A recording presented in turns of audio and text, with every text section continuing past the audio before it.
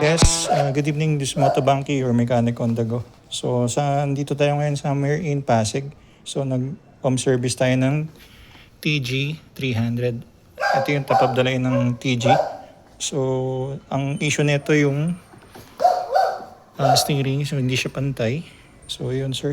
Tanong po natin yung owner. Sir, ano po yung naging experience po doon sa before po na ayusin to? Before, diretso siya. Pero, yung mismong headset, pag titignan mo, tabingi talaga. Sobra tabingi.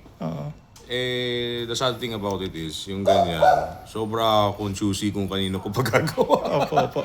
Ayoko pagalaw sa kasa. Opo. Kasi binili ko yan ganyan na eh. Ayaw Tapos po. sasabihin nila, normal. O di syempre. Ay, oo, yung sa normal po, na-experience ko na. Hindi siya normal noong una talaga. Hindi nga, I mean, to tell me na normal yan, hindi naman ako sobra na parang baguhan dyan. Pero ayoko pilitin kasi mamaya balahurain nila to. Gusto ko sa'yo dito kasi sa totoo lang, ikaw na bahala lahat eh. Wala akong iniisip. Opo. Ayun po. Sir, ano po masasabi niyo po sa service Motobanki?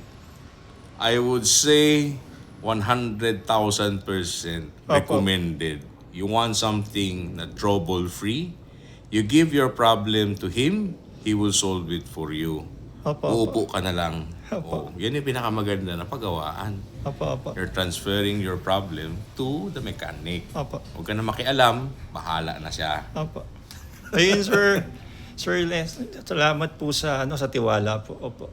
Hindi, tuloy-tuloy ito. I mean, lahat yan, more or less, sa'yo ko na rin siguro pagagalaw yan. Opo. Para pwede na akong magpahinga tuwing linggo.